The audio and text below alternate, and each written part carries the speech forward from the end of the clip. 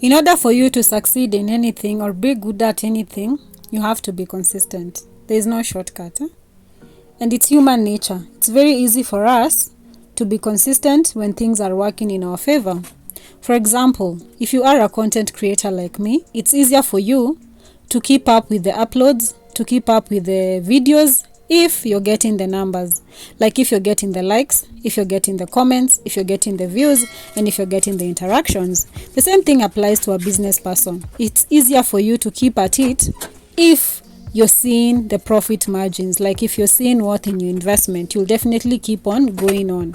Even if you're an employee, it's still easier for you when there's that motivation, like you're meeting your performance indicators, your KPIs, you're being uploaded in all the meetings, like maybe on your weekly review, your monthly review, on your annual reviews, uploads, you'll definitely be more willing to keep up with the hard work. But it doesn't always go that way. There are times when you will want to give up because you have no motivation, you have no zeal to keep on going, nothing seems to be working, and that is basically why I have created this conversation, so that we can talk about how to be consistent when you're not having any form of motivation. So I'll give you guys my story. So I started content creation last year around March, when March was ending. I had an accident. If you have watched any of my videos, I have mentioned it before. So I had an accident around January, when January was ending. So the whole of February last year, I was incapacitated. I could not move. So I was just stuck at home. So I had to look up for something to do when I'm at home. So I sell supplements, skin and hair products, and I was also hawking services, like I'm a nutritionist. So you see, when I got that accident, movement became a problem. I was more stuck in the house, so I had to delegate that to a rider, and I was a lot in the house, so I had to look for something that I could do at the comfort of my house, and that is how I stumbled on YouTube.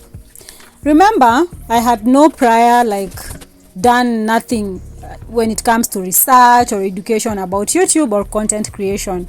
So I am not even a watcher myself, but now I'm getting into something that I want people to watch. So I decided, okay, fine, what I watch is what I will start creating. I will start creating on. So I used to watch a lot of content on health, research and such. So I started to do that. I still do that. I do a lot of content on health and nutrition in my other channel, that is Momina Wellness. You can give me a subscription. I'll definitely appreciate that. And then, so I started. Remember, I have no idea of how YouTube works. I have no idea of how hard YouTube is. So I've just jumped into it literally. Like, I've just taken a leap of faith and decided, okay, fine, my camera is good. It can record me. Let me start. If we go back on my first video, I just took my camera, put it in front of me. It was just selfie. I recorded the selfie with the selfie camera. I talked for 24 minutes, and then I uploaded it without even a single edit, because I had no idea I needed to edit. So but you see, I had seen a video on apps and such because of Instagram. So I had a movie, my movie app, that I put the video on, put some bright colors, then upload. That is basically the only editing I did on that video. Of course, it did not do as well as I had hoped for, but it got me almost 50 subscribers, most of which are people I know. Anyway, you see, it was easier for me to start. I know it's hard for most of the people to start, but what I have found challenging over the last 10 months is being consistent. Let me tell you, when I started, I had no plan. I had no idea of what I was going to get myself into. So I just started and decided, okay, this is the roadmap that I'm going to take. This is what I'm going to be doing. I gave myself unrealistic goals. I was like, I'm going to do 3 uploads a week. I'll be at 1,000 subscribers by August. Oh, blah, blah, blah, all that shit. Hey, let me tell you, it doesn't always work that way. So after 1 month of 4 continuous uploads, because I was recording every Saturday and uploading the same day because there is no edit. So I was like, okay, this thing is not as easy as I thought. I thought about quitting. There was that option of quitting. I try something else, like maybe trading. But you see, with Forex, you need to have a good investment capital so that you can have some good returns. And that one I did not have. So I was like, okay, do I start transcription? That was an option when I was in campus. And the fact that I had not taken it up until now, I think that was not for me. So I was like, okay, fine. We are going to stick with YouTube. Let's start learning on how this thing works. So I found other creators and other content creators who talk about on how to make money on social media, on how to make good content, on how to edit videos. I'll definitely link some of my favorite creators in the description box of this video, that if you want to start a YouTube channel, you can learn a thing or two from them. So I started learning about YouTube. Now I gave myself a target that every single day I'll be watching like 2 educational videos on YouTube, and then I'll be practicing with the video that I am uploading for that week. That is what I have been doing for the last almost 6 months. So that is the first thing that I did, to learn on what I want to achieve, to learn on what I need to do for me to achieve what I want. That is making sure that you're well conversant with the area that you have decided to start on, or you plan on starting on. Do your research well, have your facts right, and make sure that your plans align with what is actually working on the ground. The next thing that I did was to look for motivation. This is easier if your thing is something that is commonly done. Like if you're in corporate, it's easier for you to get a motivator, like maybe your CEO, your MD, your HR. All this they can be form of, or even your team leader, they can be your motivator, they can be your mentor and such. But you see, in content creation, it's just you. Like when I started, because I don't have the cash to contract like a mentor, to contract like a coach and such. So I have to learn everything by myself. I go again on YouTube, I search for content creators. I come across 2 very good creators by there. One, she's called Vanessa, and the other one is Erin on Demand. I'll still link their YouTubes on the description box so that you can also have a look. So Vanessa, I followed her because I speak fast, and one of the complaints that I have gotten over the past few years, not just because of YouTube, is that I can really speak fast, and people tell me to slow down. So I stumbled upon this creator with over 600k subscribers, and she like speaks faster than me. I'm like, okay, fine. Kumbe people actually watch and listen to someone who can speak this fast. So that is the reason I followed her. Again, she has very good content, legit motivation. Her story is very motivational, like how she started, how she kept on being consistent, and how she has grown from 0 to where she is. She's a Mongol right now. She's doing really well. Again, the other motivation was Miss Trudy. Miss Trudy is a Kenyan YouTuber. I did promos with that girl in 2016 or 2016. It was a viceroy activation. So I did that with her, and then now you see where she is. So every single day I watch one of her videos to motivate myself to keep on pushing. So you need to find motivation, because it's not always going to be there. It's not always going to be there. You need to look for it. And you see, the worst thing with humans, that you're not going to find people who are going to motivate you about your dreams. People will think about what you're doing and think it's a waste of time.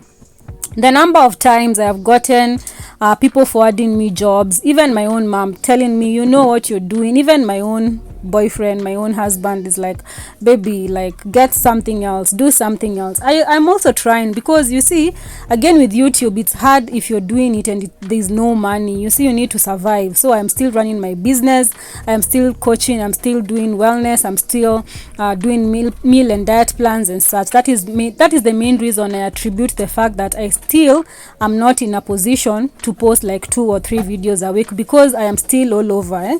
But you see, if I had the comfort of working YouTube full-time, maybe I'll be able to publish 2 or 3 videos a week, which I'm hoping hopefully by next year I'll be in a position to do that, because maybe it will have started to give me some income and I'll be very, very happy. So what you need to do is look for the motivation inside you. Have the clear goal, like have it clear in your eyes, like this is what I want to achieve. Whether the roadmap will go as you have planned or not, make sure that you don't lose focus on the goal. That is the most important thing on being consistent. Another thing, have realistic goals and have them written clearly where you can wake up and see them, because at times you'll feel your brain will even block you from remembering that you need to work on something that is trainers to eat. So when you see them, when you visualize it, when you have it on your wall, when you have it when you wake up in the morning that I need to get to 1,000 subscribers, it will give you the motivation to keep on creating, to keep on editing, because editing is tough. Let me tell you, editing is tough. T for tough, especially for the educational content. Oh my god, editing is terribly tough, but you need to have that motivation to keep on doing that edit, to keep on doing that recording, and that if you have it visually, if you have it clearly written in your walls, on your walls, it is easier for you to keep at it even on days that you don't feel like doing it. The next thing is also work with what you have. Don't plan things with someone else's resources, with someone else's ability, with someone else's like educational levels or knowledge and such. No, plan with what you have yourself. Plan with what you can do as an individual, what you can do as a professional, what you can do as a mom, what you can do as this person who wants to get fit. If you want to get fit, don't plan on something that you cannot be able to sustain or even achieve because you don't have the technical know-how, you don't have the resources, you don't have the some people will say that these are just basically restrictions that you're keeping to yourself, but sometimes it's good to be realistic about what you can and what you cannot do. It is very important to stop and to prevent the disappointments, because it's good to be very, very positive. It's good to be very like, I can do all things through Christ who strengthens me. It's very important.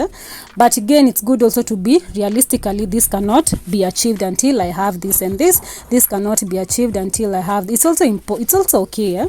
It's not a bad thing.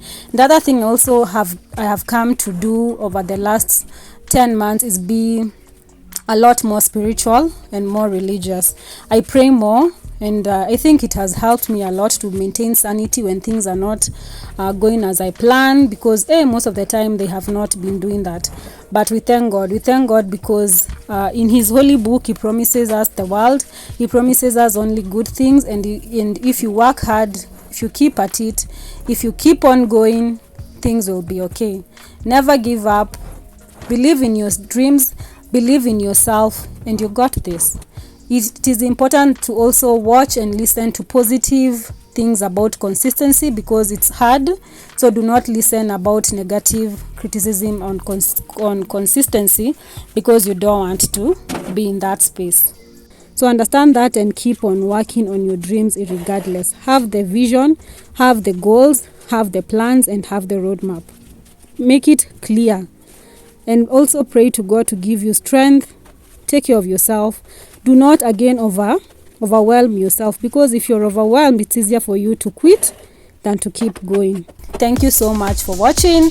If you have not subscribed, please subscribe and give this video a like, and let me know in the comment section down below what you'd like us to talk about. So until next time, bye. Thank you for watching.